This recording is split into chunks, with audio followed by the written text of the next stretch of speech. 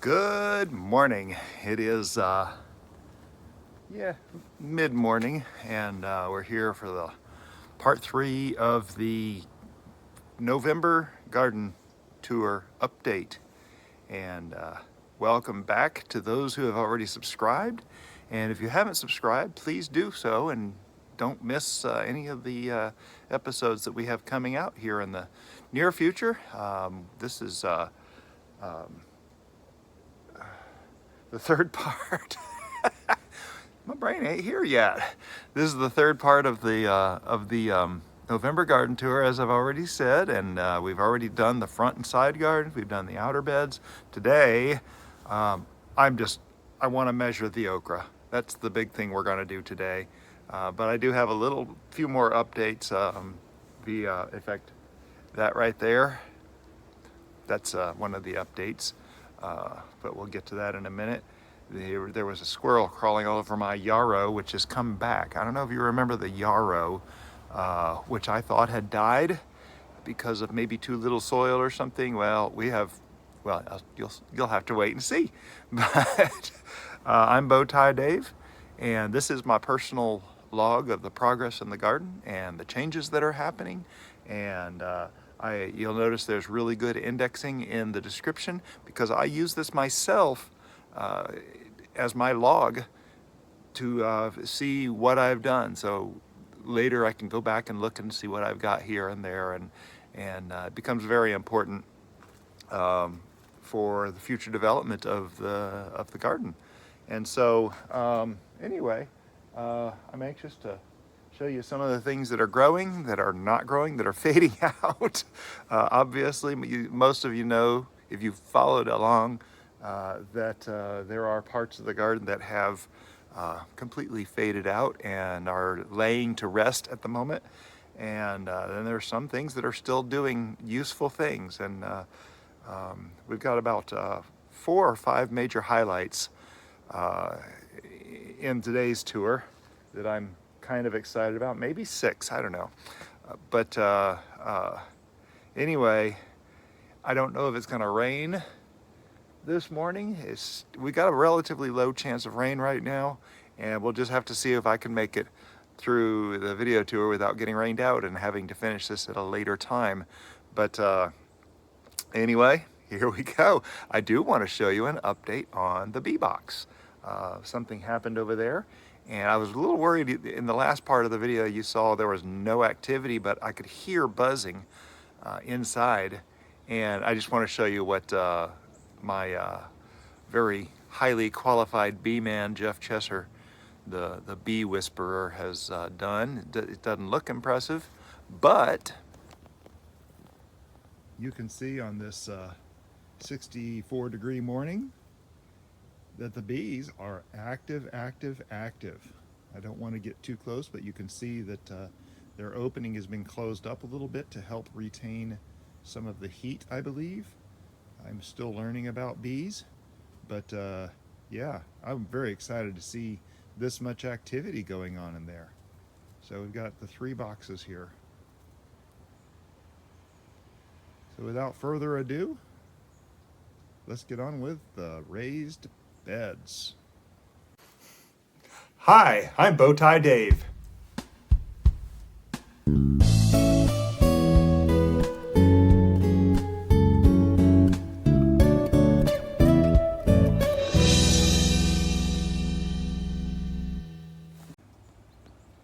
So as always, I start at the beginning of bed number 1, and we'll work our way around here, then bed number 2 and bed number 3.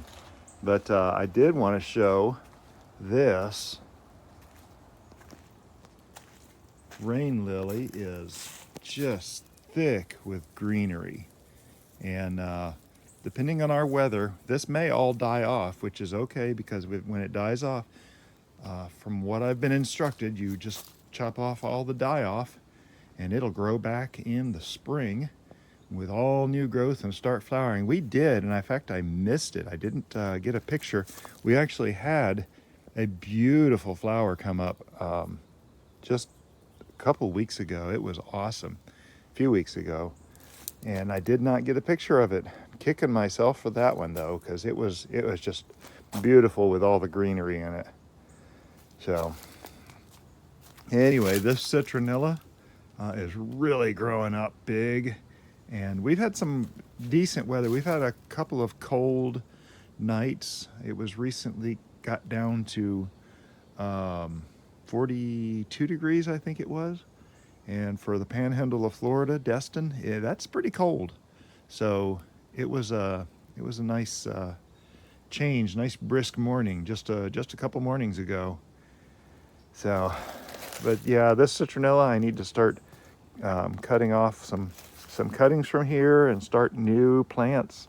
And I really would love to have several dozen citronella plants around the property to help keep mosquitoes away. It does really well. I'm very pleased with it. Behind it here, of course, you can see the Suyo Long cucumber, and they're looking kind of rough.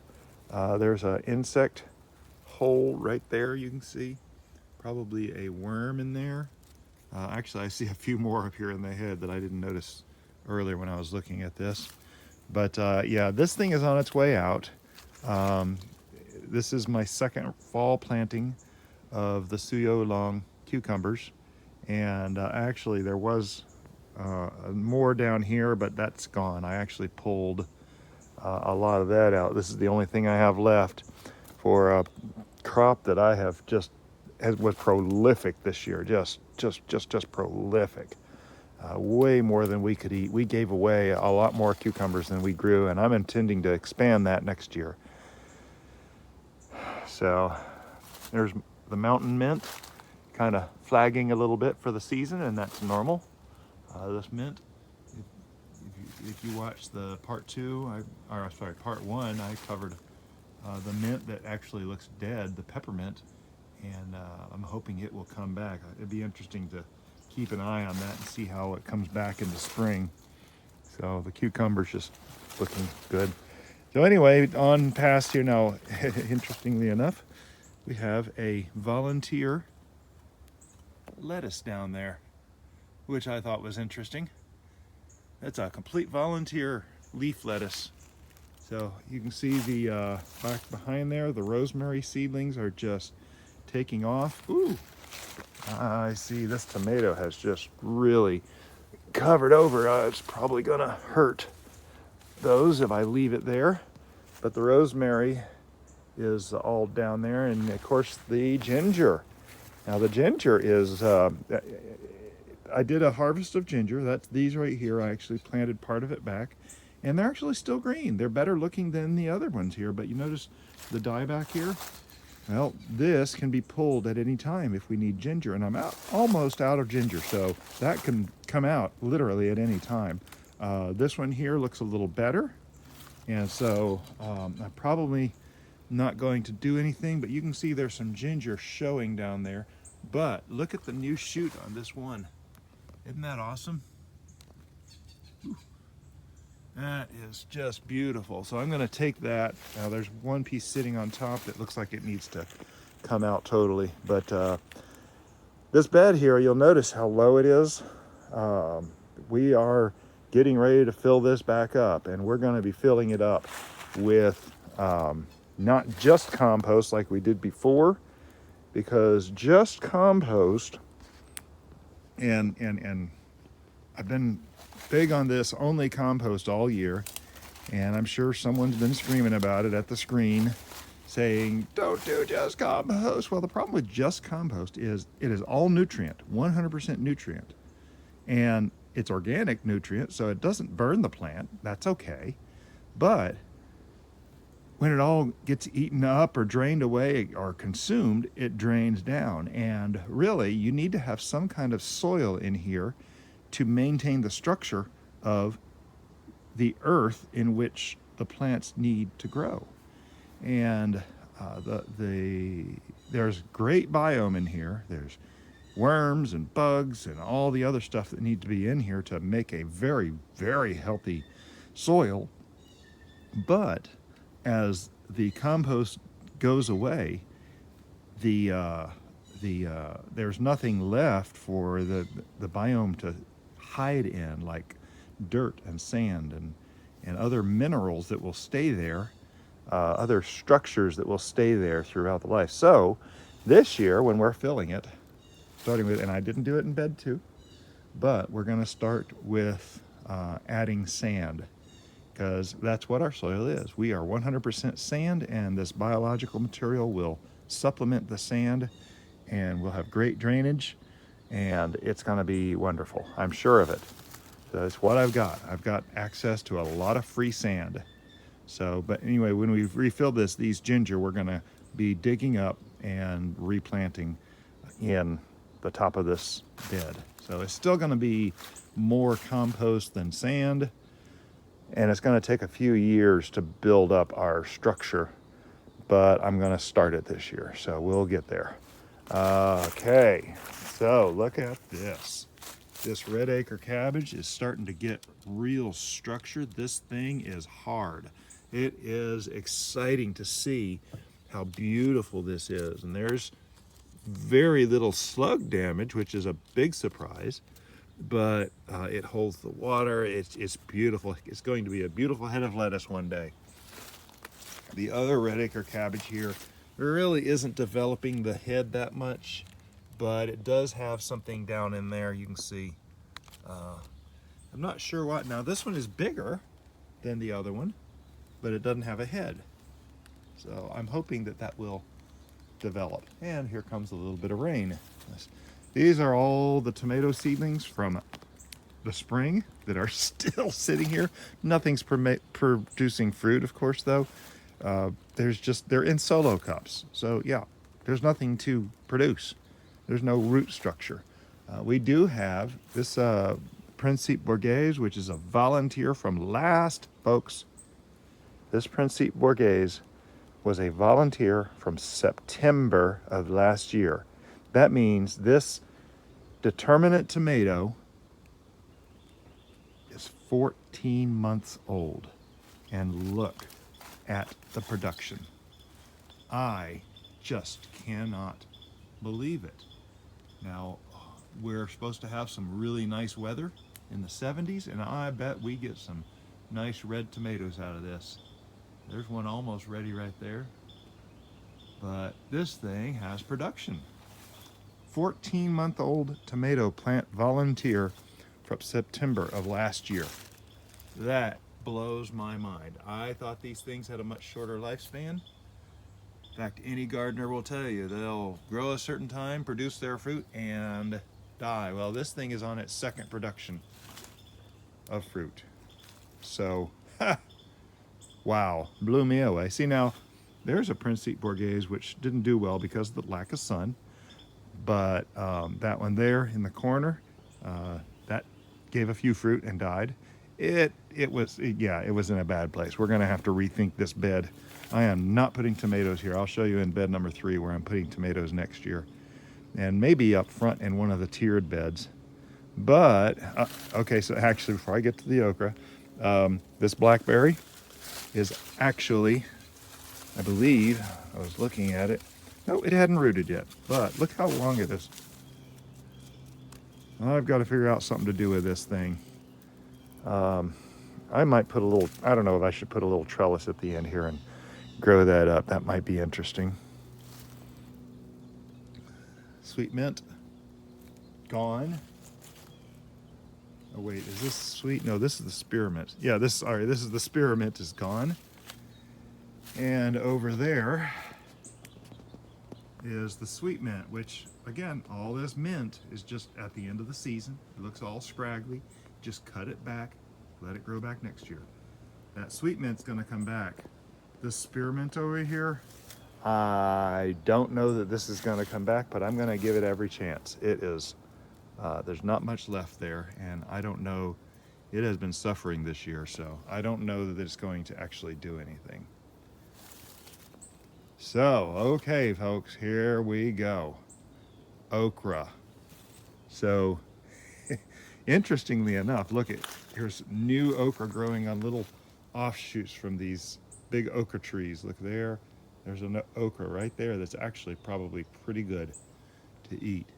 We have harvested so much okra this year. We are tired of okra. And this is the first time that I have become tired of a favorite crop since I've started gardening 3 years ago. Look how huge this thing is though. And this isn't one of the big ones. I want to point, look up there. Those things are enormous. In fact, this tree, it's no longer a garden plant, it's a tree.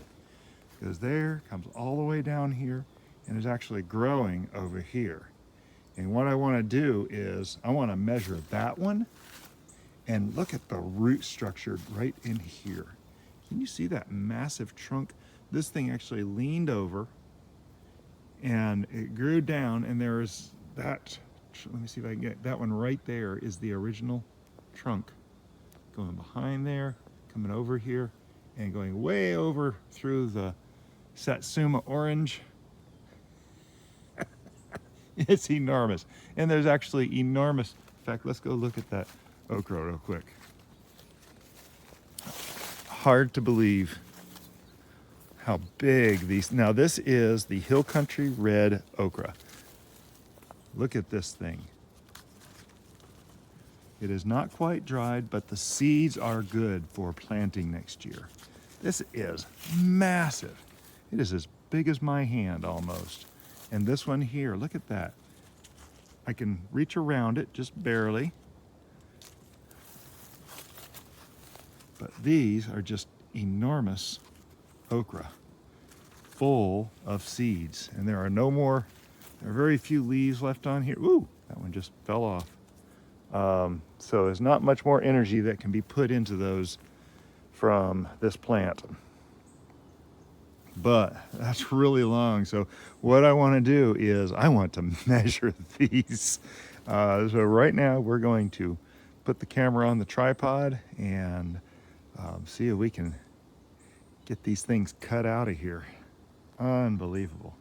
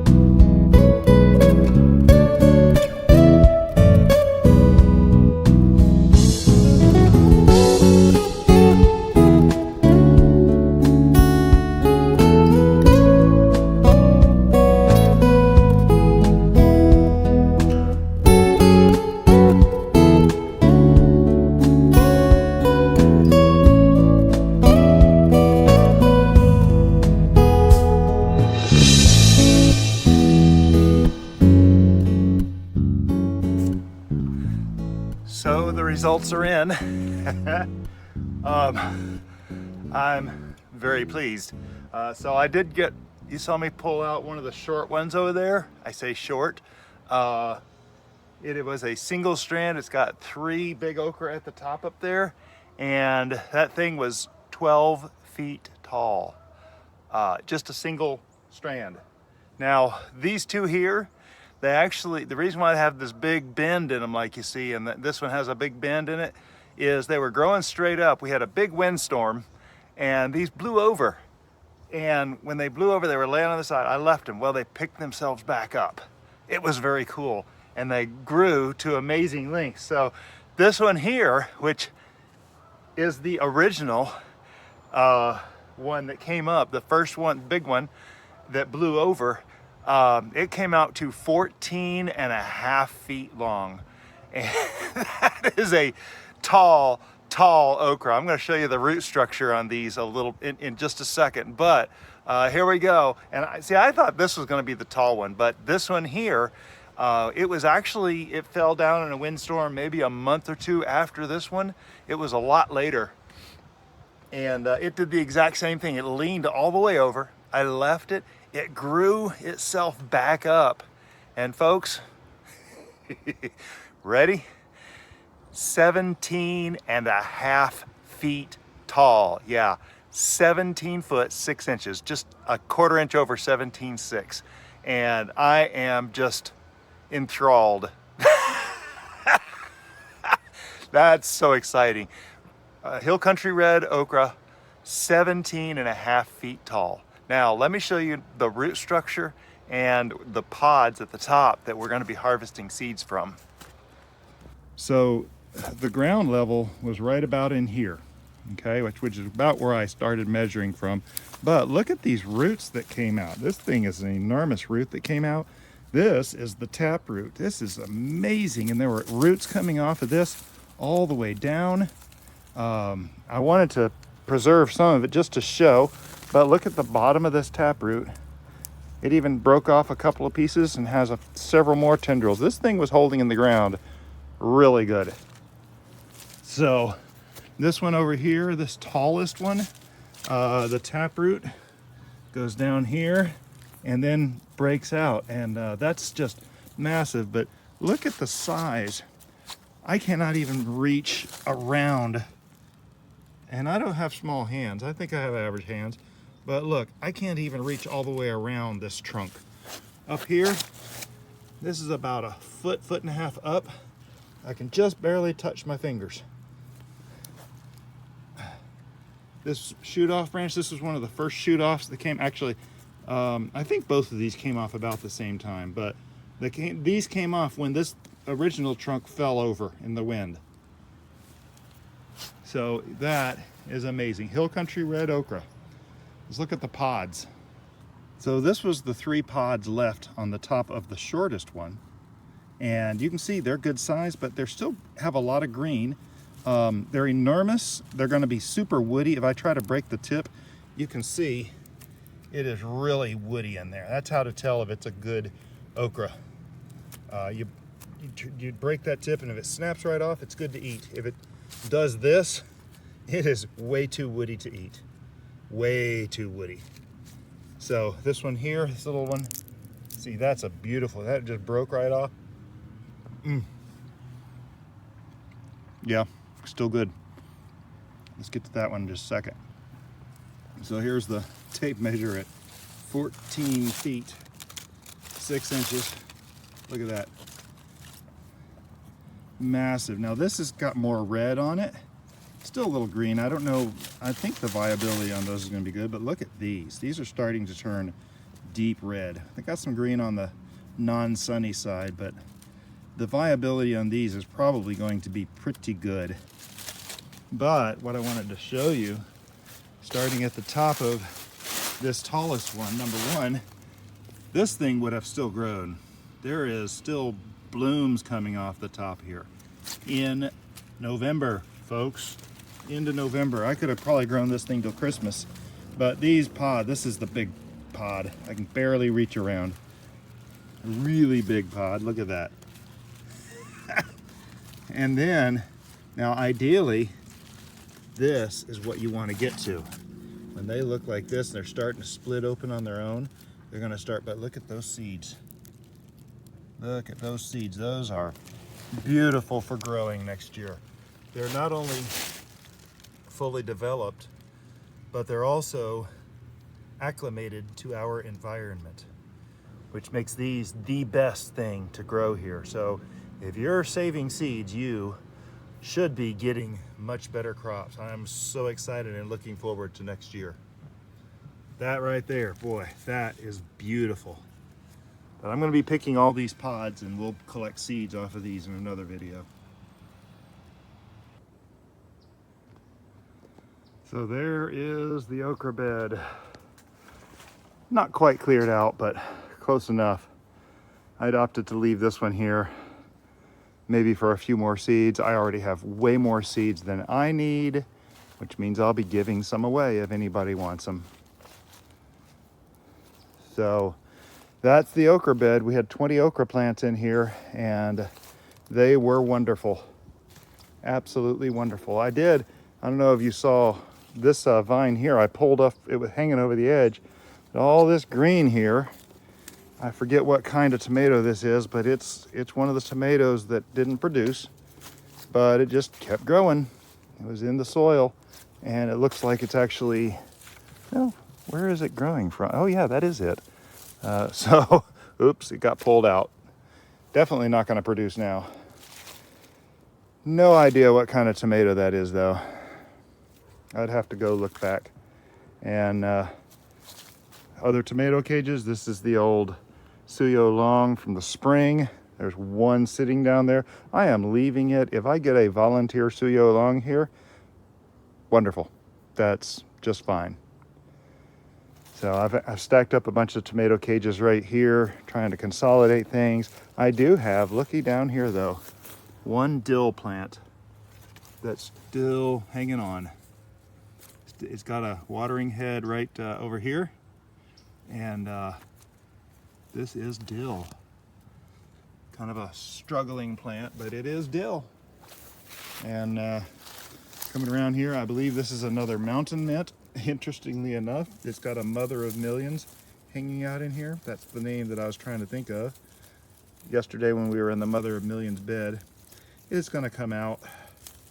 I've got a ton of these. It's just more a plant of interest for me, a succulent. But we do have our other mountain mint. Still smells like mint though. And so this was the carrot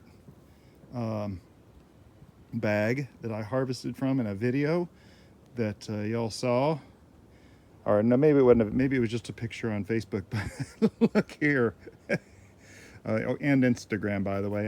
And by the way, if you're not following on Facebook or Instagram, we do have a Facebook page and an Instagram page for Bowtie Life, and be sure and subscribe there. We post not quite every day, but I try to. But here, yeah, one carrot. In fact, it's grown through the handle, which I'm not going to disturb that. But let's see if anything is growing down here. Oh, looky there. There's the actual carrot there. Not quite as big as my finger, so I'm going to let that stay. It doesn't get, actually, I've got this sprinkler head shut off. I'm going to turn this on just a little bit so it can get a little bit of moisture, because we'll let that thing grow over the winter. We'll have a single carrot. There we go. So, between bed number 1 and 2, of course, we have the peach tree. And I still have not trimmed, but looky here. You see this branch coming out here? And there's this one shooting up there 12 to 15 feet. Well, I don't want that growing like that. However, we will be cutting it at an angle right above this shoot, because this is what I do want. I want to have it growing out like that. But again, I don't know if we're ever going to get peaches off here. I do see some branches in there that are going to have to come out, which is normal, part of the normal maintenance, but I'm going to wait till it gets cold. We do not have anything growing. Oh my goodness. I say we don't have anything growing. Looky here. This is turmeric. It has grown. That just popped up recently. I called myself keeping an eye on that, but obviously not close enough. So turmeric for next year has started. We have 2 plants over here. This is turmeric, and this long leaf here, and this is turmeric. You can see they're starting to wilt off up here, which means they are ready to be pulled and harvested, which is good because I'm almost out of turmeric. And this will probably give me enough to last the rest of till next harvest comes. I'll be planting some of that turmeric. We'll do that in another video, but I did want to show you my poinsettia. Remember, I've discovered poinsettia makes a good trap plant for some insects. Look at the red leaves on here. This is beautiful. I have a feeling this pot is going to get moved up front to be a showpiece because it's looking beautiful. Okay, bed number 2, folks. Anybody remember what this is? Brussels sprouts. And these things were planted. I went back and looked, folks. These things were planted February 25th of this year. It is now the end of November. And look at these. They didn't grow all summer. The heat of the summer, they were these little tiny things that just didn't take. In fact, you can go back and look at the video tours and see exactly what they were throughout the summer. But these things have finally, now that the cool weather is coming, have finally just taken off. And I want to just show you here close up. Now this one here barely has, right down in here, barely has a little nodule down there where it's going to grow Brussels sprouts. This plant here is kind of getting started.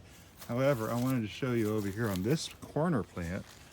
See, the nodules are bigger. Look at under here. That nodule is actually starting to elongate a little bit down there. But over here, it's been a, whoop, where'd it go? Where'd it go? Here's a couple of hidden plants. Oh, here it is. Look down here, this one, all these nodules are starting to develop. So that's where the Brussels sprouts should grow, down there on the main stem. I think we have 5 plants, 1, 2, 3, 4, 5, 6 plants. We have 6 plants in here. This one is not doing anything, but they do look beautiful. So that is February 25th Brussels sprouts, still growing. Just past the Brussels sprouts is the Tabasco pepper. And remember the other peppers are having some yellowing on the leaves. I'm hoping these are going to be better. I did feed these a little bit. There's some real good green growth on here. Hoping these will strengthen up. There's actually peppers on here, little Tabasco peppers and buds and things happening. So it's still developing. Our kale, our dinosaur kale, still growing right along. And of course this bed has been put to rest. I have mulched with cardboard. Why did I mulch with cardboard? Because it's what I have. Just had it laying around, so there we go. Had to put down the chairs so that they would hold it down. The wind wouldn't take it away. But we got all filled with compost. You'll notice it's already dropping some, and I'm going to end up filling this in with sand and probably mixing it in a little bit. The aloe are looking nice and strong. Very happy about that. I've got to get in here and weed it again. It's not too very bad.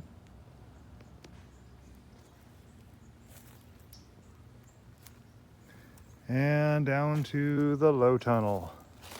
This is the pepper bed. And I've left it covered because of the magnolia tree, and it drops its leaves, and the squirrels are up there chewing their chewings. In fact, you can see from this angle all the dark things. These are the cuttings from the squirrels that have fallen and caught in that pomegranate tree. Well, they have a tendency to land on the pepper plants and harm them. So we do have, however, very excited, we still have a peri-peri in here. Beautiful peri-peri pepper. Oh, looky there, there's a couple more growing. So we're gonna have peri-peri pepper before long. Scotch bonnet. These are the new ones that we just planted when we extended the fill in here. And this one right here on the edge just got some yellowing, maybe some insect damage, but oh, this one here, this is the, what is this? Oh, that's another Scotch bonnet. It's starting to grow little, look at there, little tiny buds and peppers. So there's actually a lot of stuff. I'm gonna go over to the other end. I'm not gonna uncover it today. From the other end, you can see that orange thing is the orange cross, which is very cool. Coming back out, this is the Chinese giant bell, and check out this guy right here, just sitting here. Another giant. Not a pinot, nice big not a pinot. I'm sorry, this is a jalapeno. Yep, that's a oh my, there's a lot of them under here. 1, 2, 3, 4 big ones. Nice. There's a few things growing up in here. The shishitos are coming out again. You see more jalapenos up in there, and see, what is this one right here? This is a peri-peri, but it's got all kinds of buds on it. Very excited about the peri-peri. We have orange bell, kind of, oh, it's got a little insect damage. Actually, it probably has a little brick damage because it was rubbing up against the brick here. That wasn't great. But that'll be an orange bell pepper here shortly. I see some insect damage. Now this is one that was planted in the spring, so it's been here a long time. It looks like it might be suffering a little bit. We should probably give this thing a little food. Along with this Chinese giant, looks like it's suffering a bit as well. So beyond that, the what was the corn patch, this is actually going to be where we put tomatoes this year. Now remember, oh yes, remember, I said in the last part, this tree is going away. Well, we have official dates on January 2nd and 3rd, weather permitting. This tree is going away, and that's going to give this bed a whole lot more sun. Actually, it's going to give everything out here a whole lot more sun and will be wonderful. So this is bed number 3, of course, where the low tunnel starts. And that tire I picked up on the side of the road, I'll have to show you one day what that's for. But down over here we have the bean trellis, and I need to show you what is going on with the bean trellis. There are beans everywhere. These are a stringless bean. There are probably a couple hundred of them, and I am letting these things go to seed. These will be our beans for next year. Look at all of these. I mean, just probably 200 of them around here. Now, maybe 150, but they're everywhere. And these will be going to seed. There's even more buds coming out. We have a 10-day forecast shows good enough weather. Everything might still develop, but tons and tons and tons of beans that we're just leaving to grow and dry out on the vine so that we can have seeds of the good beans that we liked. These stringless beans, oh, they were so good. So that's the beans, the goji berry. And I believe I failed to give an update on the other goji berry, but it's about the same. Really haven't done much with these, but there are small goji berries on here. And of course, above the goji berry, here's that yarrow plant I was telling you about. Looky here. We have 4 good yarrow plants up in here that are really have been begging to get out, but we come up here, get our first buds. Is that not the coolest thing? Our first yarrow buds. But yeah, these 4 plants need to get planted out. I want to plant them in different places in the garden. There's not a lot of soil in here. In fact, today we saw a squirrel crawling around the bottom of this. It was hilarious. But I don't know what he was going after, but boy, he was intent on something. So there you have it, though. That's the raised garden beds. Very excited about the okra. I tell you what, I think I may have been saying maybe 20 foot on that okra. I was hoping for 16 feet, the 17.5 feet. Wow, that's amazing. Didn't expect that. But anyway, so we're gonna be picking okra, or saving okra seeds, and I'll do a video on that. We'll do a video on saving these bean seeds. There's something else we're doing here. Yeah, I know, I'm forgetting it. Well, the ginger, we're gonna be harvesting some ginger. Oh yeah, filling the bed. Filling bed number 1. And I'll probably do a short video on all that. But it's that time of year, time to start switching things up, and we already have plans not only to remove the big tree up there, we also have plans for somewhere between 12 and 20 new cattle panels to add to the property, and doing different things. This pergola, we're looking at getting shade cloth for this, for those really hot Florida sunny days, and hopefully make this a bit more of an oasis. So thanks for watching along, and again, everybody who's new here, please subscribe, and everybody who is already subscribed, welcome back. And thank you for subscribing. Be sure to click the thumbs up on this video. It helps with the placement of the video on YouTube. It helps with gain viewership. And share the video with others. Share the video with friends on your social media. And trying to think of what else there might be, but I think we're just about done here for the November garden tours, the very end. So it's about time. And only one thing left to say it with me. Have a blessed day.